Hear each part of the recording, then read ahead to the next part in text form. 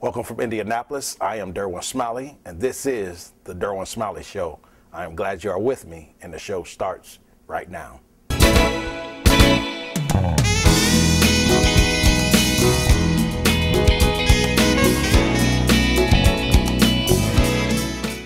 Dr. Eugene White is the president of Martin University here in the wonderful Circle City of Indianapolis. Dr. White, it's an honor to have you back on the show. It's great to be on your show again. So tell me, what have you been doing with yourself? Oh, I've been very, very busy. Initially, when I left the superintendency of Indianapolis Public Schools, I was going to retire and move to the southeast. And we had a home picked out in suburban Atlanta, southwest Atlanta, and came back to start getting prepared to move, and had a committee that come to me from Martin University and asked me would I be interim president. And I knew Father Barnabas Hardin, and I knew about his lifelong efforts to make the university successful. So I told him, yeah, I could do that. But once I got there, I found I'm not the interim kind of person. And I don't like to run in place. So there were some things that needed to happen. And after being there a while, I decided to write a proposal to the Board of Trustees, and they accepted my proposal, and I decided to become president. So as of January, it'll be officially a year as president of the university. How hard of a decision was it for you? I know you from Alabama, want to go back down to the South, be around family, friends, and loved ones. So how big of a decision was it?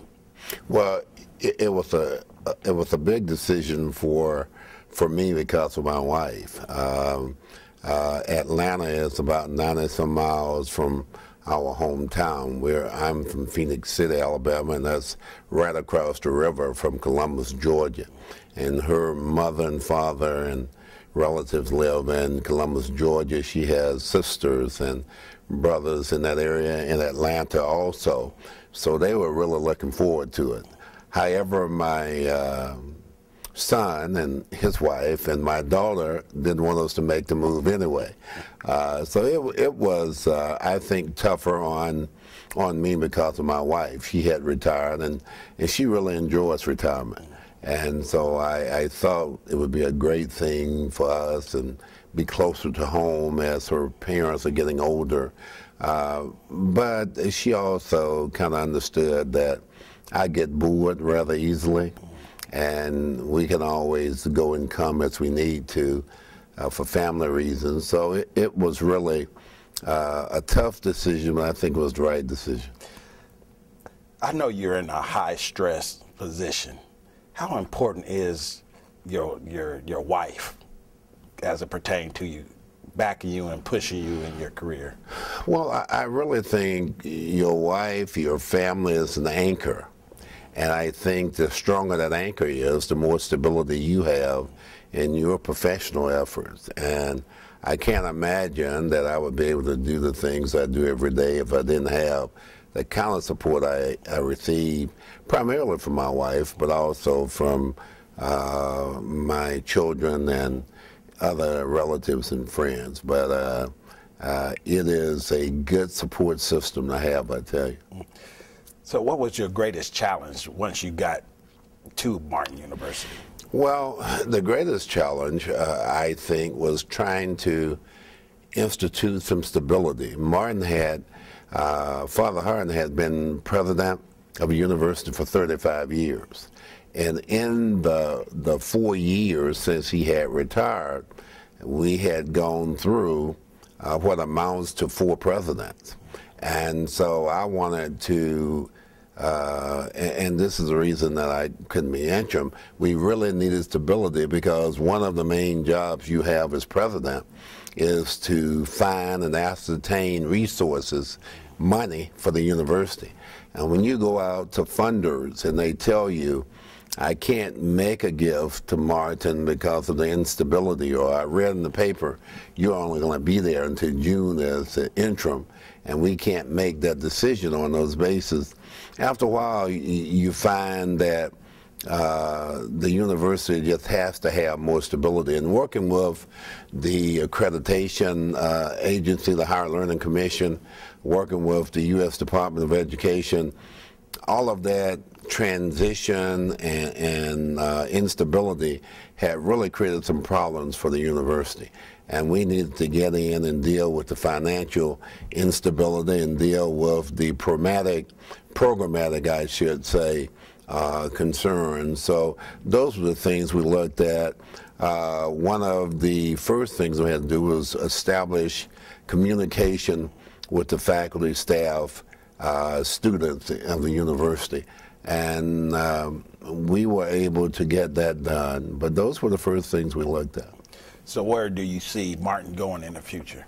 I'm very excited about Martin. After 1 year, we have resolved most of the major concerns. Financially, we have gotten the university off of what they call HCM2, which is a heightened monitoring process by the federal government, which means that you got to have a third party to check your financial transactions with the U.S. Department of Education, and that created delays in the time our students would get their refunds and what have you. We were able to deal with that and get the university off of HCM2. We also had a debt to the federal government, and we were able to pay that debt off here in January of 15. So those were biggies. We have accreditation for the university. It's had accreditation for years, but we were dealing with a probation piece of that because of the instability and other things we had. So, Doctor, yes. You have to take a break. I want you to hold that thought. Got it. Here's Dr. Eugene White, the president of Martin University. Stay with us. Visit the Derwin Smiley Show online for weekly blogs, previous shows, the television schedule, sponsorship information, or to post a comment or show idea. We want to hear from you and find out how we can inspire the greatness in you. Log on to www.thederwinsmileyshow.com today. Thank you for staying with us. We will continue our conversation with Dr. Eugene White, the president of Martin University. Dr. White, I want you to pick up where you left off, where you're talking about some of the accomplishments that you have achieved. Well, I was left off talking about the accreditation and those types of criteria that the university had to meet. We were on notice with the last administration, and after a peer review team had come in the spring of 2013, they felt very good about the university, but by the time they were getting ready to process the report, the president left. And that threw the university into more quandary.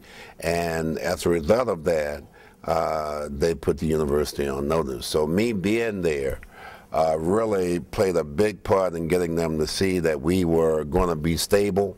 We were going to have a strong leadership. The other thing I have to say is the Board of Trustees did a good job in helping to stabilize the institution.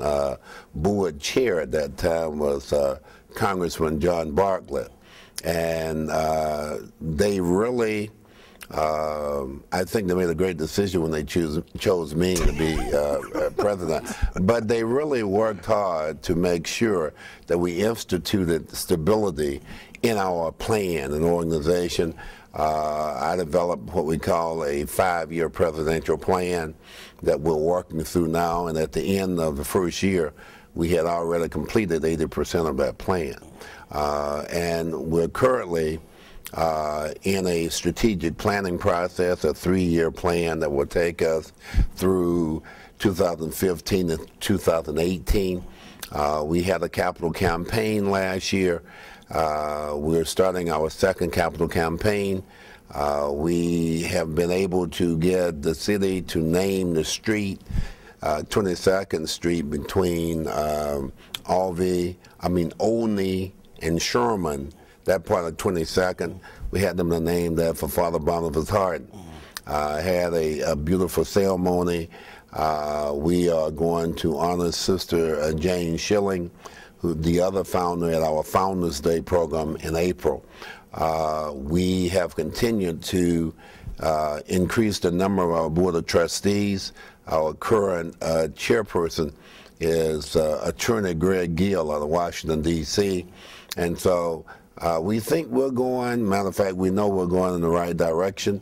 Our plan is to have a university at the next level in the next 2 years, and I think we're going to get there. We still, you know, when you've been shaky financially, you have to create a 2 to 3, well, really 3 to 4 year pattern of prudent financial dealings in order to be able to go to a financial institution and then start bonding projects or what have you.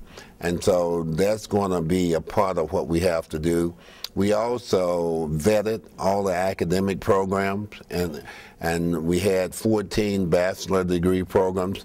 We vetted them down to 11. We have 2 master's programs, and now we're looking at, that's a planning committee for planning a school of education that will only deal with training urban teachers for pre-K through grade 5. We also have a new program coming out in the fall of 15 that's Christian ministry. We have a lot of people who are interested in the ministry going through the university, and we also are making plans to have our first doctorate program, which would be a doctorate in urban leadership. We feel that that's a gap that's open that we need to fill to provide the kind of research and the kind of papers and positions that can help us deal with the urban situation, from family to crime to economics, etc. And we've had some people who have been very, very responsive and reactive to urban situations, but we need to be proactive. We need to be able to look at variables and predict what's going to happen and work with the city and the state and other entities to help prevent those, to head those off. So that's why we think that our first doctorate program can really help us serve the city and serve our community. So we're looking at that. So I could go on and on, Derwin. You can see we have a lot of things going on, and I'm excited about the possibilities for Martin. As long as I have known you, starting out when I was teaching at IPS, you were the superintendent. Mm-hmm. It seems like the bigger the challenge, it's like you're drawn to it. Why is that? I think they call it masochism. I think I like to suffer. But no, I think in those situations, Derwin, those challenges, I prefer to them as opportunities, have dealt with helping our people, helping those people who are economically challenged, or helping those people who needed a better system, a better way, helping those people that sometimes society goes by or leave behind. And so that's my driving force. I think if I can help people who were like me and my family when I was growing up, that make their lives better, then that's probably the most precious thing I can do with my life. And I think my wife understands that, and that's why she conceded to me coming back in this job, that she knew I wasn't done yet, even though I thought I was done. But this is, I think this will cap off my professional career, and hopefully we will do it in such a way that for the next president of Martin, they will have things really set up to take it further than I would take it. It's kind of like a relay race. Father Hardin ran it for 35 years. I may run it for 5 or 6 years, and then somebody got to take it from there. But I got to continue to make it better for the next runner who's going to run this next leg, and I'm determined to do that.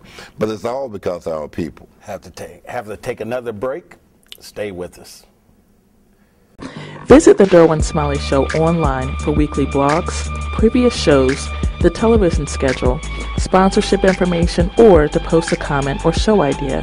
We want to hear from you and find out how we can inspire the greatness in you. Log on to www.thederwinsmileyshow.com today. Thank you for staying with me. Now we will continue our conversation with Dr. White. the president of Martin University here in the wonderful Circle City, Indianapolis. Dr. White, I want to switch the direction, really talk about what type of students are coming to Martin University. That's a good question. Martin is a liberal arts private university, but it's a non-traditional university because our average student is about 35 years of age. The average student? The average age of one of our students is about 35. And so traditionally you're dealing with 18, 19, 20, 21-year-olds. Our percentage of 18 to 25-year-olds, about 20% of our population. So we're dealing with an older student, and that's kind of our niche. And these students have delayed their education for all kind of reasons, for family, life got in the way, situations, and we help them to reach one of their most important goals in life, and that is to obtain a college degree, a university degree. And many of them have fallen behind and have to be helped. So we have developmental courses, remediation courses to get them started, to get them going. But I tell you, they're also about 65% female. And it's about 95% African American. 90% of our students get some type of Title IV funding. So many of them have to borrow money to be there. So we've taken it as a personal challenge, because they're getting this money, they're going to have to get a job to help pay this money back. And so we really are committed to making sure that even though they're non-traditional, that they try to graduate in 6 years. Now, the average traditional school now are graduating students in 5 years. And there's a big push on to get back to 4 years, like when I went through school. Me too. You know, because we couldn't afford to go any longer than that. But we feel that for a non-traditional student, many of our students take maybe 2 courses, 6 credit hours, or 12 credit hours for 3 courses, that if we can get them to take at least 10 credit hours each semester and do 1 or 2 summers, they can graduate easily in 6 years. And if they want to speed that up, we're trying to help to get them to do that, because every year they cut off of that 6, they save a lot of money they don't have to pay back. And so that's the kind of students we're looking at. It is very gratifying to see students who want to be there. I don't have to go and run them down from the bathroom and say you should be in school today. They know. Many of them have children who have gone to school, gone to college, and they've deferred their situation, and we're glad we can help them in that particular way. Last year we graduated about 67 students. This year we're scheduled to graduate about 94 students. So we're very excited about our student body. And one of the things we have to do, we really have to increase that 18 and 25-year-old group. Our enrollment, we're around 400 students. We would like to be having enrollment between 500 and 800. Probably the perfect enrollment would be about 650. But we are a small university. We're not going to be Purdue or IU, Indiana State or UND or Marion. We just want to serve that population. And so there's a wonderful saying about Martin University. Martin University is a haven of hope, a community of support and achievement. We want to add a haven of hope, a community of support, achievement, and excellence. So we're driving towards that. And I think, and matter of fact, I know we can get there. I'm very excited because last year, the number of credits our students took at Martin was about 9 credit hours per semester. This year is 10 plus credit hours a semester. We would like to get them to be 12 or 15, but they're taking more courses now, and I'm excited about that. I want to talk about how you said the average student is 35 and older. Mm-hmm. I did a couple of years ago. I was a commencement speaker at Northwest High School, and I saw how proud the parents were of the children getting their diplomas and everything. Talk to me how, when you're up there officiating the commencement, how the faces are of the children when their parents walk across that stage and get that diploma. Well, you know, because I've been K-12 and now I'm higher education. You know, when I was K-12 at commencements, I didn't play. You know, I wanted to have order, wanted to hear everybody's name, didn't want any clowning for distribution of diplomas, and I didn't play. I tell you what, Derwin, now at Martin, hell, I want to shout for everybody to get a diploma. When they come across, I don't care. They can shout for them because, you know what, they paid their dues. And you look out there at their kids and their grandkids or their family members, and they're just overjoyed. They're elated. And the celebration goes on beyond the program. I mean, we almost had to ask people to go home last year. They just was taking in the whole atmosphere. But it's a joyous occasion. It's almost a dream deferred. You know, when you defer your dream for a period of time, you finally hit it. It's like in the lottery. And so the whole family is impacted by it. And so it's moving, man. It's very moving. I have to take another break. Stay with us. Visit the Derwin Smiley Show online for weekly blogs, previous shows, the television schedule, sponsorship information, or to post a comment or show idea. We want to hear from you and find out how we can inspire the greatness in you. Log on to www.thederwinsmileyshow.com today. Thank you for staying with us. We will now continue our conversation with Dr. Eugene White, president of Martin University here in the wonderful Circle City of Indianapolis. Dr. White, when I was teaching, as you said, I had to keep my composure from cracking up when you said when you doing the commencement, how you was threatening to arrest people, throw people out. At K-12. And I think part of it was I was happy for them, but that's what they're supposed to do.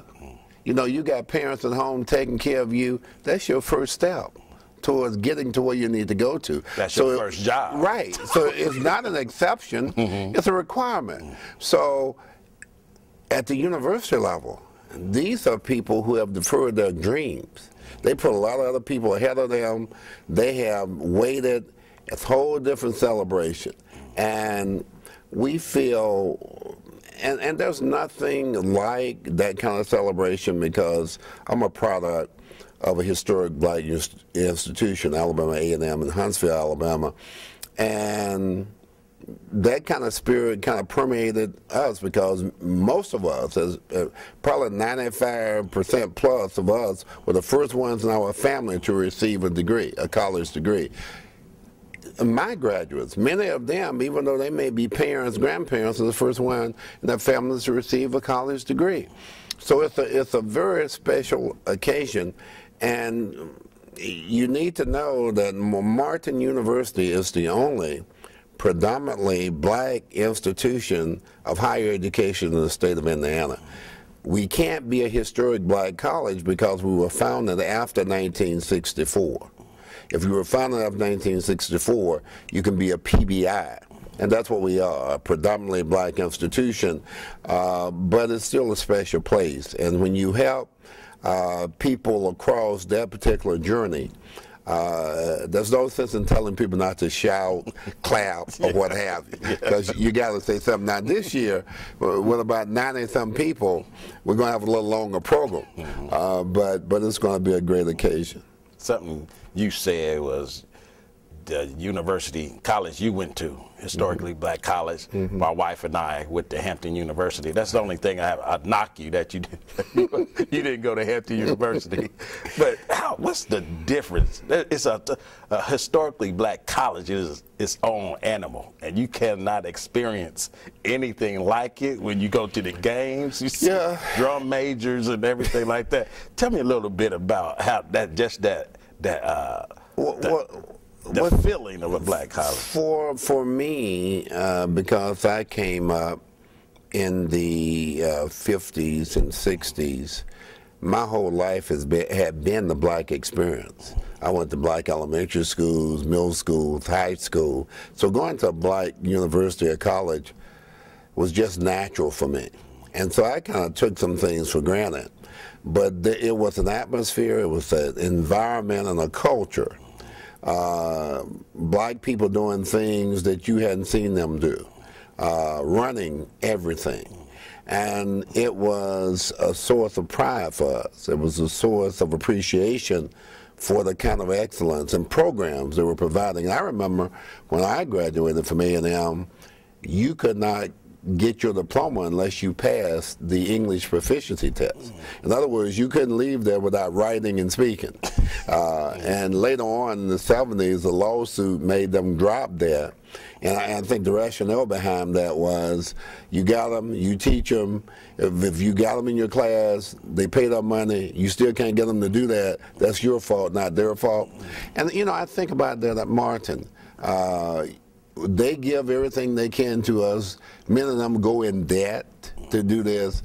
We owe everything we can to them. And that's why every student at Martin has a mentor, someone to check on them to see if they're making the progress they need to make sure everything is going all right with them.